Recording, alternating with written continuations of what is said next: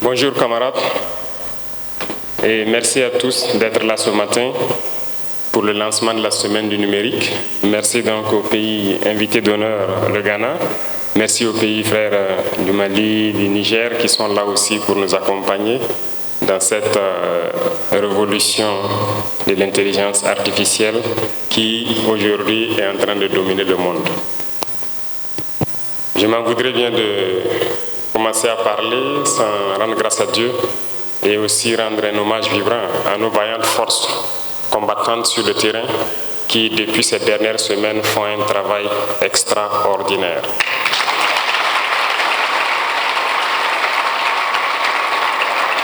Je le dis parce que je sens de la fierté ces dernières semaines, pendant que l'ennemi croit qu'il est en train de nous faire plier, c'est en ce moment que le moral de nos hommes rebondit. Et ils font un travail exceptionnel ces dernières semaines. Et je tiens à les rendre hommage, à les féliciter. Et je souhaite donc qu'on prenne une minute de silence pour prier pour le repos des âmes de tous ceux qui ont perdu la vie dans ce combat.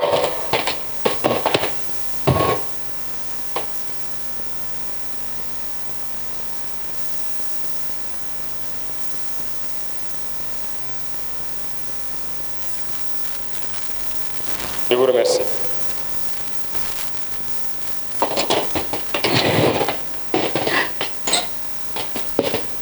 Le 20e anniversaire donc de la semaine du numérique. Cela fait des décennies, si je peux le dire, que nous célébrons donc cette semaine du numérique. Mais je pense que ce 20e anniversaire doit être l'occasion de marquer aussi une pause, de faire le point de situation, de voir où est-ce que nous en sommes pour pouvoir nous projeter dans le futur. Le Burkina Faso vient de très loin en matière de numérique et je peux dire que nous sommes encore très loin.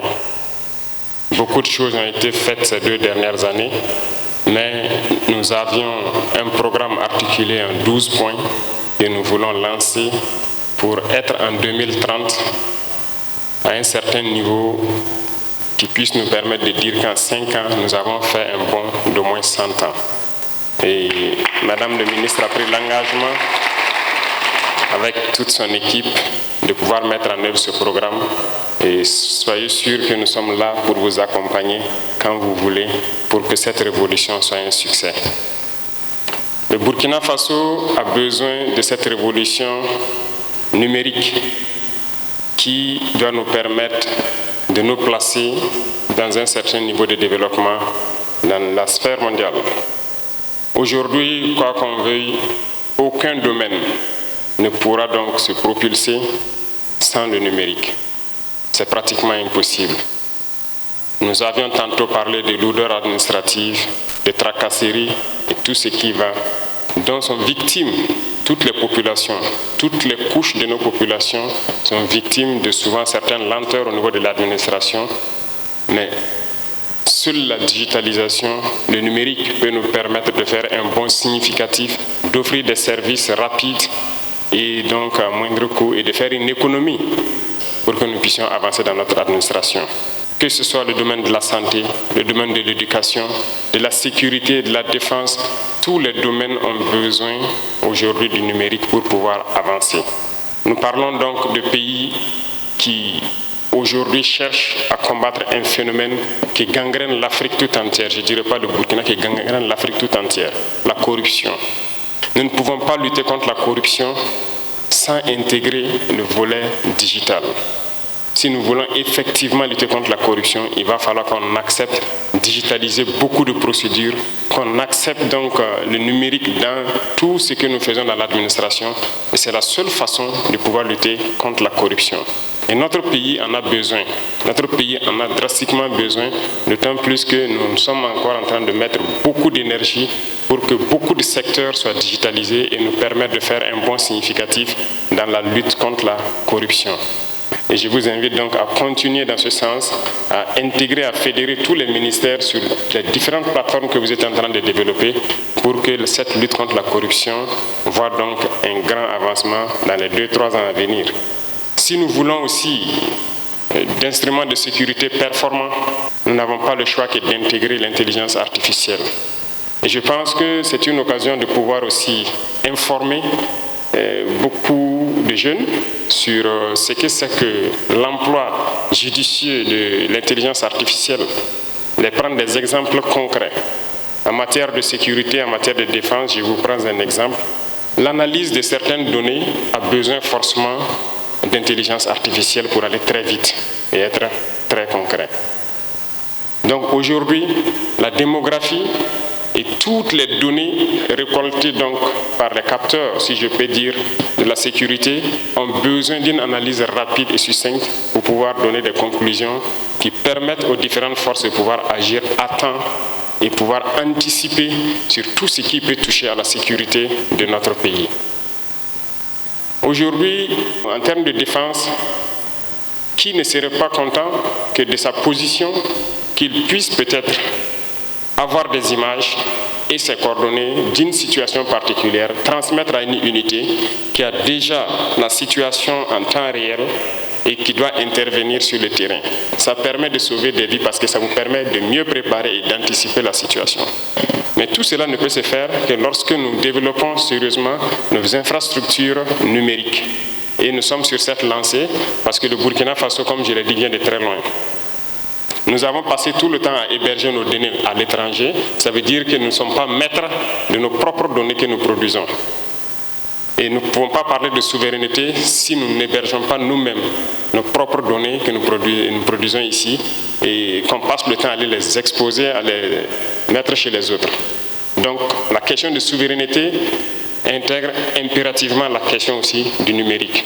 Aujourd'hui, nous sommes en train donc d'acquérir des data centers pour pouvoir, au fur et à mesure, héberger toutes nos données que nous produisons ici sur place et aussi les différentes applications que les jeunes sont en train de développer, à qui d'ailleurs je tire mon chapeau. Féliciter toutes les équipes qui participent à ce combat avec nous parce que le Burkina Faso, rien qu'hier, importait les applications élémentaires dans notre administration.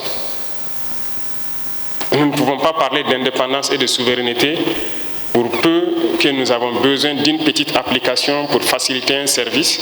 Il faut aller le payer chez ceux-là qui sont en train de nous combattre. Nos données et toutes nos actions, tous nos mouvements sont donc connus et su de tous. Aujourd'hui, nous sommes en train de développer beaucoup d'applications dans beaucoup de ministères pour pouvoir aller très vite. Quand je prends rien que le ministère de la Justice, avant il fallait quitter très loin dans son village pour trouver une ville et pouvoir faire donc son certificat de nationalité par exemple ou un casier judiciaire.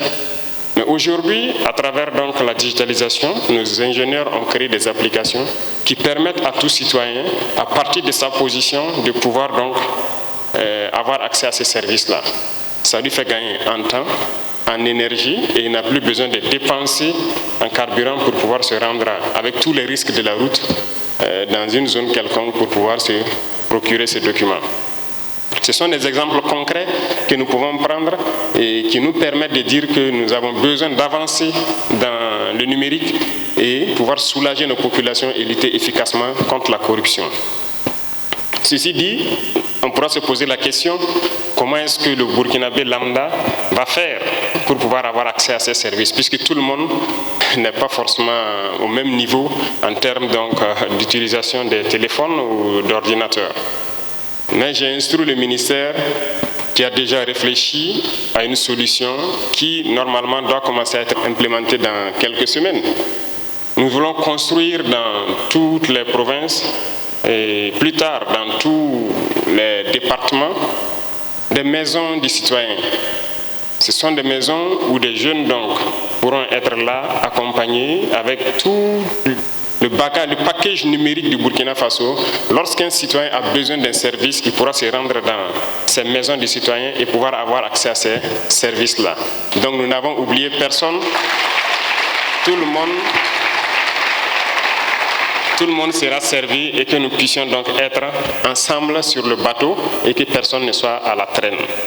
C'est pour dire qu'il y a de vastes chantiers qui sont engagés à travers donc le ministère et aujourd'hui nous recrutons 10-20 fois plus d'ingénieurs dans le domaine donc du numérique pour pouvoir aller très vite et booster ce retard que nous avons connu depuis donc nos indépendances.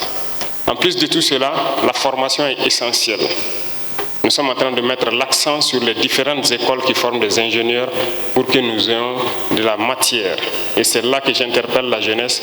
C'est le moment pour vous de prouver que ce que les autres disent de nous, Noirs, prouver que tout est faux. Nous avons de l'intelligence, nous avons du cerveau capable de concevoir bien et de concevoir utile pour nos populations. Et donc j'invite tous les jeunes qui seront inscrits donc dans ces différentes écoles, qui partent pour la quête du savoir, d'ingénierie, de continuer à faire les recherches qu'il faut et développer tous les outils informatiques nécessaires dont a besoin notre pays, depuis le paysan jusqu'à l'administration, pour pouvoir donner un coup de pouce à notre quête de développement que nous sommes en train de mener. Et dans quelques semaines, s'il plaît à Dieu, nous allons lancer les travaux d'une autre académie polytechnique dans lequel donc sera intégré ce volet donc de formation sur le numérique et des ingénieurs pleins devront sortir donc de ces universités dans quelques années et pouvoir être au service donc du peuple. Aussi, bien que nous parlons des bienfaits de l'intelligence artificielle, je vous enjoins de commencer la sensibilisation également de la jeunesse sur les méfaits de l'intelligence artificielle. L'intelligence artificielle est un outil qui doit nous permettre d'avancer, mais pas un outil qui doit désorienter la jeunesse. Il faut l'employer à bon escient. Et ça, c'est un volet très important. Et je pense que par la sensibilisation, vous pourrez faire beaucoup de choses au sein de la jeunesse pour leur montrer les effets néfastes aussi de l'intelligence artificielle. Nous n'avons pas dit de l'exploiter à d'autres fins. Beaucoup aujourd'hui le font déjà pour escroquer des individus, pour passer pour autres personnes, ainsi de suite, pour la désinformation et tout ce qui va.